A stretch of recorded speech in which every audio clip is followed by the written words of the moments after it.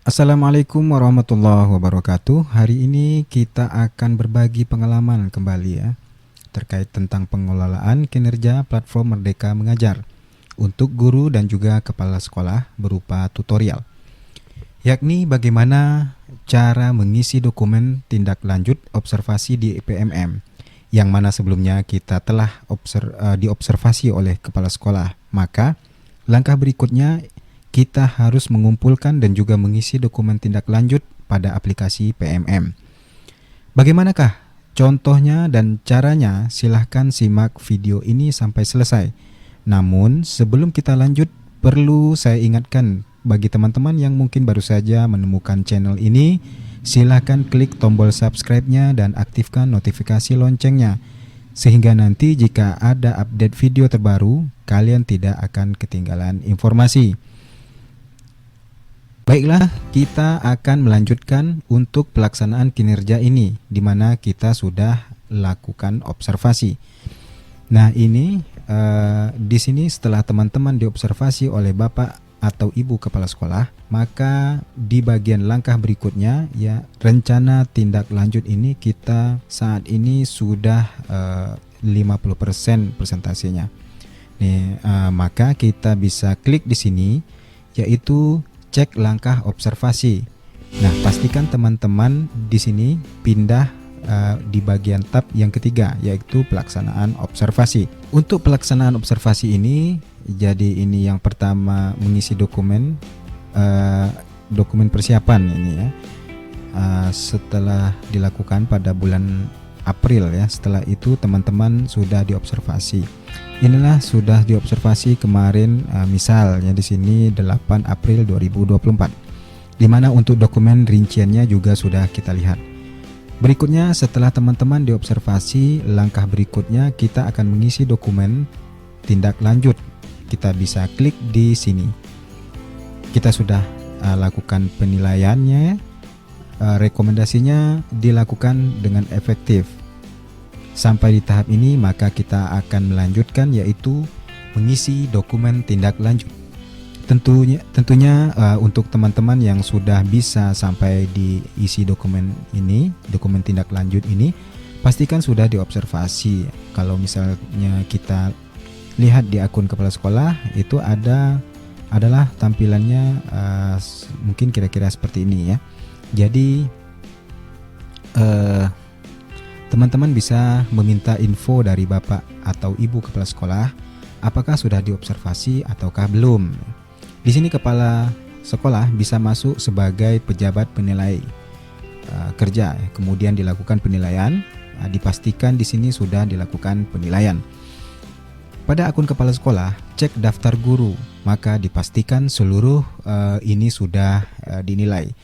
Misalkan di sini kita sudah dinilai itu adalah jika kita sudah dinilai maka observasi kelas ini sudah 1 dari 3. Kemudian kita klik ya. Berikutnya di sini misalkan kita sudah diobservasi, maka teman-teman sudah bisa untuk mengisi yaitu rencana tindak lanjut seperti yang ada di sini. Bagaimana cara mengisi rencana tindak lanjut yaitu dokumen tindak lanjut ya. Maka teman-teman di sini kita seperti biasa yaitu login ke aplikasi PMM. Teman-teman pilih di sini yaitu di bagian guru, kemudian klik di pegawai ya, sebagai pegawai. Kemudian di sini untuk pindah ke bawah. Nah, ini kumpulkan dokumen. Ketika teman-teman dulu mengisi RHK, itu kan di sana memilihnya ya RHK-nya. Kemudian untuk bukti fisiknya dan sudah harus dikumpulkan yaitu dalam bentuk sertifikat misalnya ya. Nah, misalkan meningkatnya kompetensi melalui peran sebagai peserta kegiatan pelatihan atau bimbingan teknis yang memperoleh sertifikat di bidang pendidikan dan kebudayaan dan teknologi, maka kita bisa mengumpulkannya di sini. Kemudian kalau sudah ini sudah ada hijau semuanya, nanti akan bisa dicek bagaimana tampilannya dari sisi akunnya Ibu atau Bapak kepala sekolah. Nah, ini adalah untuk dokumen sudah ya. Kemudian untuk tugas tambahan, apakah teman-teman ada tugas tambahan atau tidak, maka silakan dikumpulkan. Misalnya saya di sini adalah sebagai operator sekolah ya, maka SK operator juga sudah bisa di-uploadkan di sini. Karena saya belum mengumpulkan di sini, belum saya upload. Nah, kemudian fokus kita adalah pada observasi ya, observasi praktik kinerja. Kita klik di sini. Maka langkah berikutnya setelah teman-teman melakukan pelaksanaan observasi ada 3 tahap. Ini adalah bagian penting. Yang pertama yaitu pelaksanaan observasi yang terdiri dari isi dokumen persiapan, yaitu membuat rencana tanggal observasi, kemudian upload model ajar atau RPP dan sebagainya itu. Nah, berikutnya diobservasi. Ketika kita sudah diobservasi oleh Bapak atau Ibu kepala sekolah, maka rinciannya kalian bisa lihat di sini. Pastikan sudah diobservasi dan sudah checklist. Maka berikutnya kita mengisi dokumen tindak lanjut dengan mengklik ini. Klik di sini, kemudian klik di sini. Ada untuk cek rating observasi, yaitu merupakan penilaian yang sudah diberikan oleh Bapak atau Ibu kepala sekolah untuk mengisi tindak lanjutnya. Klik di sini. Lanjut, dan kita akan diarahkan menuju halaman ini. Di sini di langkah-langkah pada tindak lanjut observasi. Yang pertama yaitu lakukan refleksi berdasarkan penilaian observasi dari atasan. Jadi kita melakukan refleksi atasan kita seperti apa, maka kita lakukan refleksi ini. Diskusi dengan atasan terlebih dahulu. Jadi, teman-teman ketika mengisi bagian dokumen tindak lanjut termasuk juga refleksi dan lain sebagainya, maka di PMM ini di bagian dokumen tindak lanjut ini hanyalah sebagai alat media untuk kita mendokumentasikan rencana tindak lanjut ini, rencana tindak lanjut kita setelah diobservasi. Dan yang paling penting itu, teman-teman silakan berdiskusi dengan atasannya, misal dengan kepala sekolah ataupun kajur masing-masing, untuk perbaikan pembelajaran ke depan. Dan ini merupakan sebagai alat bantu untuk kita mendokumentasikan kegiatan kita, termasuk rencana tindak lanjut dan nanti yang akan termigrasi ke MyASN sebagai kinerja atau SKP kita. Jadi yang paling utama teman-teman adalah kita harus berdiskusi terlebih dahulu dengan atasan untuk mengisi formulir ini. Silakan berdiskusi dengan atasannya masing-masing. Setelah itu lakukan upaya tindak lanjut untuk membantu Anda meningkatkan kinerja. Saya akan beri contoh formulir diskusi tindak lanjut observasi kelas. Yang pertama, apa tantangan yang Anda hadapi untuk melakukan praktik kinerja yang direncanakan oleh selama observasi? Nah, ketika dulu diobservasi dengan mengajarkan materi pembelajaran RPP, itu tantangan kita yang kita temukan ya tentunya antara satu dengan yang lain ya, antara kita dengan orang lain itu sudah pasti berbeda. Jadinya bisa saja kita sama ataupun juga bisa juga kita tidak sama. Selanjutnya pada panduan ini kita itu mengisi tentang seperti itu, seperti ini. Di sini panduan pengisian refleksinya ada tantangan, itu berupa salah satu kondisi yang misalkan kesulitan yang Anda hadapi, aspek praktik yang Anda ingin tingkatkan, gitu, efektivitasnya atau perubahan praktik agar lebih berdampak pada pembelajaran.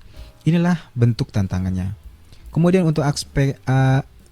untuk aspeknya itu setidaknya memuat perilaku atau menggambarkan tentang faktor yang menyebabkan kemudian dampak dari tantangan tersebut pada pembelajaran. Contoh yang saya buat ini yaitu kesulitan karena banyak murid yang menuntut mau membuat kelompok sendiri gitu ya. Ya tidak masalah ya sebetulnya, namun bisa juga jadi masalah apabila mereka duduk berdasarkan geng mereka sendiri ya, dan lain-lain. Nah, pada situasi ini ada contoh lain yang ingin saya berikan yaitu berupa kurangnya efektivitas saat pembelajaran, yaitu situasi dikarenakan pada saat diobservasi itu bertepatan dengan bulan suci Ramadan. karena sebagian besar peserta didik itu kurang antusias atau kurang fokus dan cenderung mengantuk. Kondisi ini merupakan tantangan umum untuk pembelajaran pada bulan Ramadan ini yang saya hadapi. Mengapa mereka demikian? Ya, mereka kurang antusias, kurang fokus dan mengantuk karena mereka itu sedang berpuasa. Jadi itu saya anggap suatu hal yang wajar dan menjadi tantangan yang saya hadapi. Tentunya tantangan antara guru satu dengan guru yang lain itu berbeda-beda. Dinilai dari karakteristik peserta didik, kemudian karakteristik guru dan juga materi ajarnya. Kemudian untuk tujuannya, setelah kita mengisi tindak lanjut ini adalah tantangannya apa? Refleksi yang kemudian berikutnya. Apa tujuan tindak lanjut yang ingin Anda lakukan untuk meningkatkan kualitas praktik pembelajaran Anda? Jadi apa tujuan tindak lanjut yang ingin Anda lakukan untuk meningkatkan kualitas praktik pembelajaran Anda? Jadi apa tujuan tindak lanjut yang ingin Anda lakukan untuk meningkatkannya? Ya, di sini diisi ya sebagai contoh tujuan tindak lanjut ini yang saya isikan yang atasnya adalah tujuan tindak lanjut, yaitu membicarakan opsi-opsi atau program-program pusat ya. Sebagai contohnya kalau tujuan saya untuk tindak lanjutnya adalah memperkaya pengetahuan mengenai penciptaan pembelajaran menyenangkan dan berpihak pada peserta didik agar proses belajar mengajar itu lebih efektif dan juga efisien ke depannya. Kemudian apa upaya yang Anda ingin lakukan untuk mencapai tujuan tersebut? Jadi apa tujuannya, kemudian apa yang akan kita lakukan itu adalah kita tuliskan pada bagian di bawah ini. Untuk tujuannya saya adalah pada bagian atas ini, yaitu berdiskusi dengan kepala sekolah, rekan sejawat, komunitas praktik mengenai strategi penciptaan pembelajaran menyenangkan dan berpihak pada peserta didik agar proses belajar mengajar berjalan dengan efektif dan juga efisien. Ingat, ini hanya sebagai contoh ya. Tentunya teman-teman tidak perlu sama. Tidak ada unsur benar atau salahnya di sini. Pada intinya, kita itu mengisi PMM sesuai dengan karakteristik kita ya, sesuai dengan kesulitan yang kita temui di lapangan. Jadi istilah benar atau salah itu ya kita kesampingkan dulu. Yang jelas di sini akan menjadi acuan diri kita sendiri untuk meningkatkan kualitas pembelajaran praktiknya, yaitu pada pembelajaran di kelas. Oke, kemudian di sini kapan Anda akan melakukan aksi tindak lanjut? Tindak lanjutnya ini kira-kira kapan akan dilaksanakan? Apakah nanti bulan November atau bulan apa ya? Dikarenakan saya pengelolaan kinerja yang semester ini artinya sampai Juni, maka saya buat di April saja. Sekali lagi mungkin apa yang Anda lakukan bisa saja berbeda dengan yang saya lakukan. Nah, pada dasarnya kita mengikuti pelatihan sudah amat sering ya. Namun ketika mau mempraktikkan itu terkadang sarana prasarannya masih kurang. Maka saya di sini memberikan isian dukungan yang diperlukan adalah penyediaan atau pembelian alat dukung pembelajaran, misalkan papan tulis virtual yang bisa di touch screen ya, yang bisa disentuh. Kemudian seperti apa yang sekarang ini populer. Keinginan saya seperti ini, namun yang namanya harapan ya kita perlu tulis aja ya, entah nanti tercapai atau enggaknya ya kita tidak tahu. Kemudian di sini ada opsional pilihan belajar dari platform Merdeka Mengajar. Ini sifatnya opsional, artinya boleh diisi boleh enggak. Meskipun kita tidak mengisinya, sudah bisa kita tekan tombol kumpulkan. Draftnya juga sudah muncul, namun sebaiknya ya kita maksimalkan saja. Seperti kata Prof. Nunu, itu kita diminta untuk memaksimalkan performa dari fasilitas fitur yang ada di PMM untuk semata-mata meningkatkan kualitas pembelajaran kepada peserta didik, meskipun sifatnya opsional. Maka di sini saya isi aja ya, apa tujuan tindak lanjut yang ingin Anda lakukan meningkatkan kualitas praktik kerja Anda. Nah, ini adalah untuk pelatihan belajar dengan platform PMM. Ada beberapa pilihan, misalnya pengelolaan kelas untuk mencapai pembelajaran berpusat pada peserta didik, pengelolaan perilaku peserta didik yang sulit, pengelolaan emosi dalam menjalankan peran sebagai peserta didik. Nah, di sini kita bisa pilih salah satu yang sesuai dengan yang ingin kita kembangkan dengan kita menceklis terlebih dahulu. Pelatihan mandiri di PMM ini berarti nanti akan ada prakteknya di kelas tentunya. Nah, setelah selesai ini, teman-teman ada dua opsi ini, ada tombol simpan dan ada tombol kumpulkan. Kalau kita belum mau mengumpulkan, namun isian kita agar tidak hilang, silahkan klik tombol simpan draft. Dan kalau misalnya kita yakin dan ini sudah tidak akan diedit dan sudah positif, kita pakai yang ini, maka kita langsung kumpulkan saja. Dan jangan sampai kita tidak menekan tombol simpan. Saya akan kumpulkan, kita klik kumpulkan ya.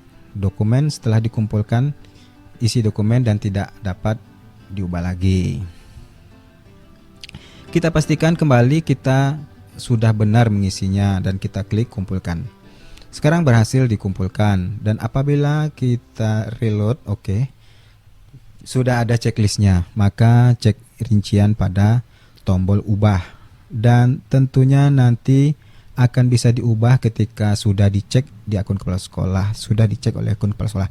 Nah, sekarang kita coba ya. Kita akan coba cek dari sisi akunnya kepala sekolah. Setelah teman-teman mengisikan tindak lanjut, jadi dari akunnya Bapak Ibu Kepala Sekolah ini tampilannya seperti ini, ditunjukkan. Nah, ditunjukkan. Setelah itu untuk dokumen tindak lanjutnya ini baca pengisian dari gurunya, kemudian diisi penilaian penilaian atasan, catatan kepala sekolah.